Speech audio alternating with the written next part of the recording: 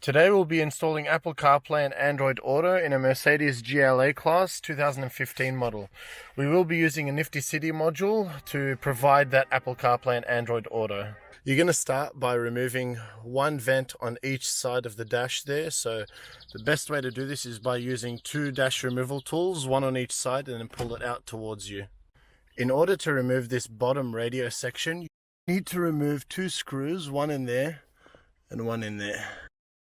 Next steps is to remove this head unit here. By doing this, you can remove the cup holders by going around the trims here with your hand, or a dash removal tool works fine. Just like this, go around it. You can just rest it on the side, same thing here. And then up towards you.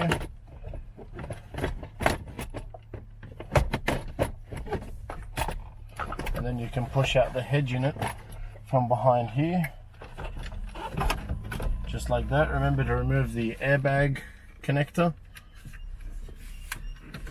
just like that. Next, you want to remove the head unit once you've removed that connector, and then just rest it down just like that, so you can tap into a few wires shortly. Okay, once you've pulled out the head unit, the next thing you want to do is remove the two screws here and there. If your Mercedes only has a USB port, please go ahead and disconnect it. The first thing you're going to do before connecting any wires is connecting the audio channel. Take out this USB to auxiliary adapter and go ahead and feed it in your armrest, just like that. And feed it through to the center console and leave this AUX box adapter in there. This is feeding the auxiliary channel for later. Go ahead and disconnect the MMI block, so press on that and then just pull it up just like that. This must daisy chain with the factory harness, and just like that, the factory block goes into Nifty City and Nifty City goes into the head unit. Remember that when you plug in the 48-pin harness to the head unit, if you have a fiber optic cable going to the factory harness, disconnect that from the factory and connect it to the Nifty City daisy-chained harness fiber optic position. Same position as it was in the factory.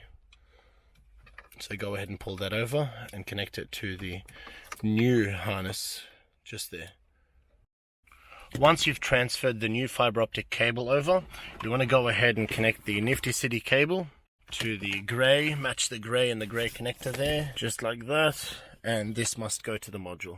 Okay, so you've plugged in the 48-pin harness and you've transferred the fiber optic cable to the new one. You have the audio channel ready, the auxiliary to USB adapter.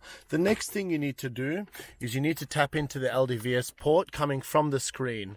So what's going on here? The LVDS out is the grey cable. That grey cable is going to the original blue LVDS cable, which is coming from the screen.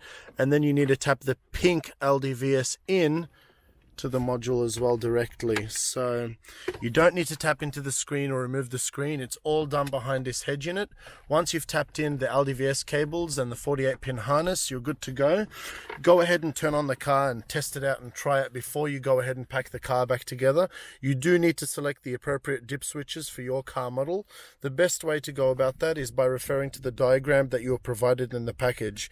Follow 1, 2 and 3. These are the most important dip switches that you need to arrange.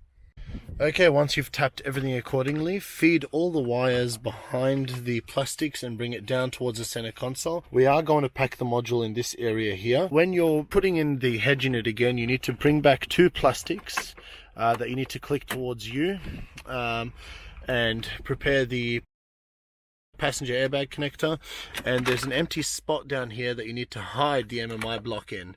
So whilst you're pushing the head unit in, you need to grab that MMI block and drag it through that section there. Have the grey connector ready for the second piece of the harness to connect to the module, which is just back here. At this stage, you should have the head unit back in its place. You should have a grey connector hanging out down here, and you should have two LVDS cables, one grey, one pink. You're going to pack the module down here. Go ahead and connect the second piece of harness to the other part of the grey connector from the MMI. Go ahead and connect those. just like that. You want to find a good location for the microphone. A good location is generally around the steering wheel area. You then need to go ahead and connect the audio channel, the long auxiliary cable. You need to connect that from the auxiliary to USB adapter that we installed earlier. That goes to the armrest. That needs to convert the audio signal from USB to AUX, and then this AUX connects to the main harness on the Nifty City module. It's labeled audio out, just like that. So from the main harness on the module, you got audio out into auxiliary, auxiliary into the auxiliary to USB adapter to the USB inputs in the armrest. Whilst you're in the armrest area, you want to go ahead and connect the USB port from the module, and you can go ahead and pack that in your armrest as well. Plug that in wherever you like and hide it wherever you like. And the last piece we need to install is the antenna. This must connect to the module as well. Then you can safely, neatly pack the module in the center console area. Once you've done that, go ahead and test it all one more time and make sure it works. Okay, did I tell you it's a good rule of thumb to go ahead and try everything before putting the car back together? Make sure the dip switches are in. LVDS in and out are both to the back of the head unit. 48 pin harness is at the back of the head unit as well. Audio channels connected. Hold the back button. Make sure the knob here works.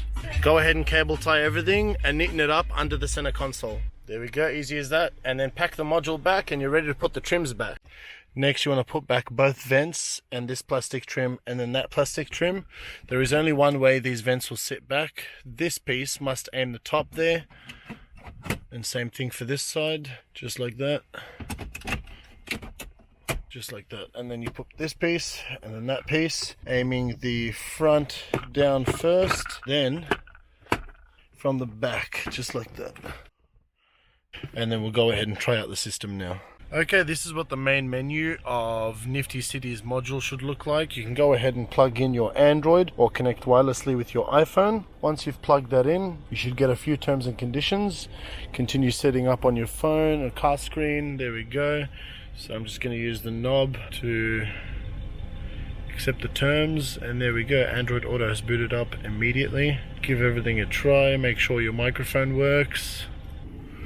Okay, go ahead and tap the Bluetooth connection pair, and something else should come up saying use CarPlay and allow contact syncing. There we go, and it's in just like that. Go ahead and use the knob to move around to switch over to the system from the factory. Just hold the back button and you should switch over. And if you don't have audio, go back to the factory system and select your media type.